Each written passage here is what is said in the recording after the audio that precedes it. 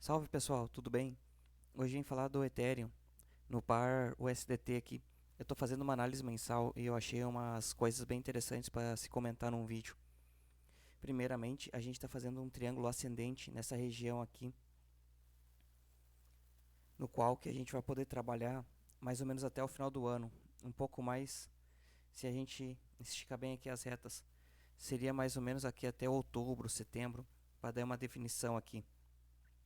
Nessa definição, a gente vai ter dois cenários prováveis. Primeiro eu vou falar de um cenário baixista. Se a gente pegar a projeção da onda dessa aqui, que a gente teve, e caso rompa para baixo, nessa região aqui, a gente vai conseguir fazer um ponto de entrada bem interessante para o futuro. Vamos dizer aqui que a gente consiga romper ali pela metade do segundo semestre, ali por setembro mais ou menos. Se caso ela fizer a mesma projeção que eu botei aqui, ela vai confluir com uma onda 5 de Fibonacci, que a gente está vendo aqui, ó. Seria a onda 1, a onda 2, a onda 3, aqui, ó. Primeira onda aqui, a segunda aqui, a terceira que a gente está fazendo. A quarta, a gente pode falar que estamos fazendo aqui agora nesse topinho aqui. E agora a gente está nessa indecisão de fazer a quinta onda. Caso ela não rompa o valor de 2.200, não, na verdade 2.600 mais ou menos, nessa zona aqui, que ela fica com o candle de força fechado, 2.500 mais ou menos. E ela pode confluir com essa projeção que eu tenho aqui. O que acontece? Se a gente for dar uma olhada bem interessante aqui, fez a primeira onda, tentou subir aqui lá para os 3.600, não teve força. Quando rompeu aqui essa zona aqui com esse candle de força, ele desceu. O próximo candle também foi um candle muito de força. E agora a gente está fazendo uma bandeira. Eu acredito que, pela que a gente tem de estudo de análise gráfica, quando acontece esse tipo de movimento numa tendência de queda, é para continuar a queda. Então a gente pode ter Ethereum, se for ver nessa possibilidade, a $311. Para isso acontecer, ela teria que perder quase que 70% do valor. Ela perderia 70, 80%. Se acontecer isso, então temos coisas grandes para acontecer agora para aqui nos próximos meses. E não vai ser pouca coisa para conseguir derrubar isso. Claro que isso é tudo estudo de projeção. É uma possibilidade de onde pode vir. Porém, eu achei interessante quando estava fazendo esse estudo que ele conflui bem nesse nível aqui, ó, no qual que a gente rompeu quando o Ethereum pela primeira vez atingiu os 1.300 e logo após ele desceu para $90, 88 mais ou menos aqui, ó, que a gente está vendo aqui. Tentou subir aqui lá para os 350 e desceu de novo, que não foi no pico lá de março lá do que aconteceu em 2020. Fora isso, ele começou a subir. Mas essa região aqui dos 300 é uma região que, historicamente, pelo que a gente está vendo aqui, ela já dançou várias vezes. Primeiro foi como suporte nessa parte aqui, que negou a, a descida. Depois, quando rompeu, ele negou uma subida. E agora, depois que ele subiu, virou um suporte que só foi testado aqui. Então, isso seria um suporte que a gente visitaria depois de quase 3 anos, mais ou menos. Se caso aconteça realmente. Aqui na projeção, daria, desse jeito que eu fiz, daria até abril de 2024. Então, teria que estar acontecendo um apocalipse no mundo, né? Acontecendo alguma coisa. Porém, isso aqui seria uma visão baixista. Também tem uma visão bem altista do que pode acontecer. Os primeiros alvos, se a gente for fazer uma projeção altista do que pode acontecer, e caso a gente consiga fazer um rompimento bem legal, primeiramente a gente faria esse pequeno movimento.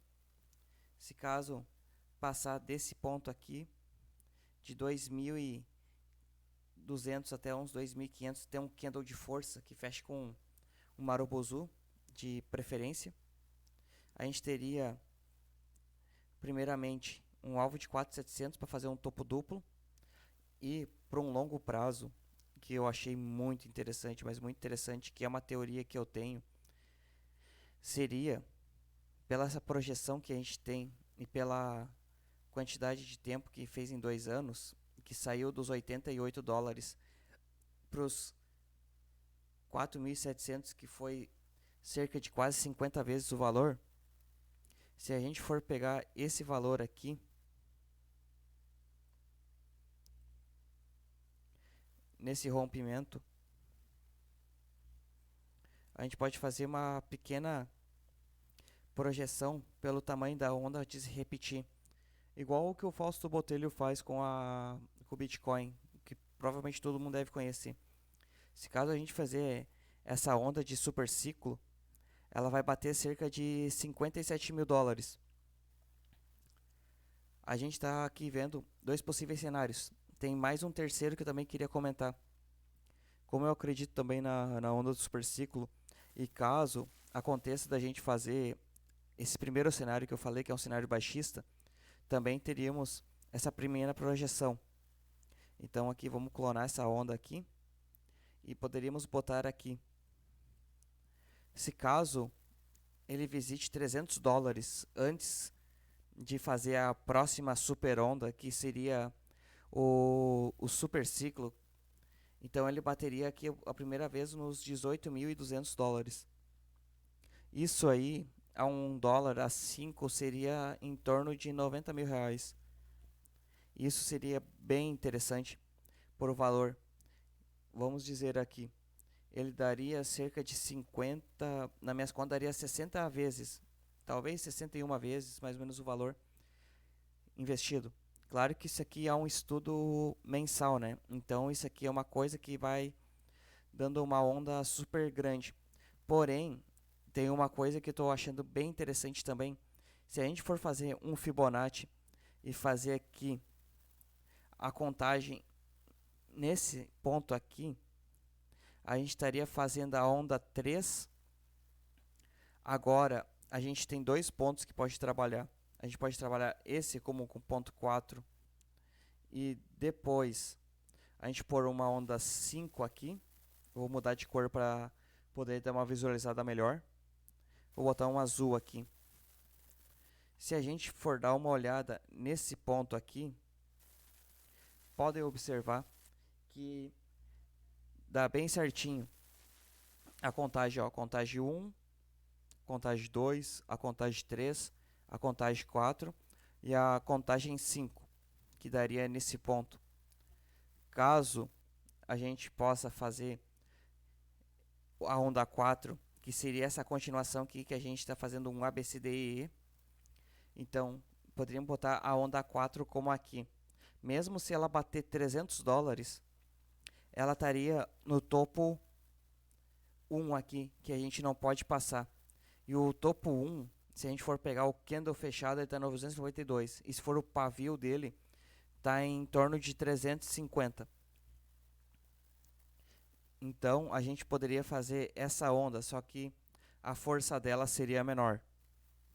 Vamos dar uma olhada para ver o que o Fibonacci pode fazer de confluência com a gente. Primeiro vamos fazer aqui, ó, uma projeção baseada em Fibonacci. E nesse Fibonacci aqui, ele até passou do 4.23. Quando a gente faz uma análise mensal, a gente tem bastante dificuldade. A gente tem que adicionar vários pontos acima para poder fazer as projeções certas. Ela deve estar em contorno de uns 7, 8.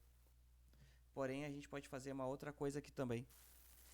Podemos pegar essa projeção descendente e fazer aqui, ó. Pegamos nessa onda 1, a 2 e fizemos aqui, ó, para ver onde foi a 3. Se dermos uma olhada, eu vou deletar essa projeção altista no momento, aqui. Se damos uma olhada e usar esse ponto 2 aqui como topo, a gente viu que após ele romper esse 78, ele buscou o ponto 1 da Fibo bem corretamente. Caso que a gente pode mexer aqui, a gente pode dar uma olhada, ó. A gente botou bem aqui, ó, nesse ponto e literalmente ele segurou no ponto 1 de Fibo. E ele começou a fazer essa dança bem aqui, ó, nessa projeção.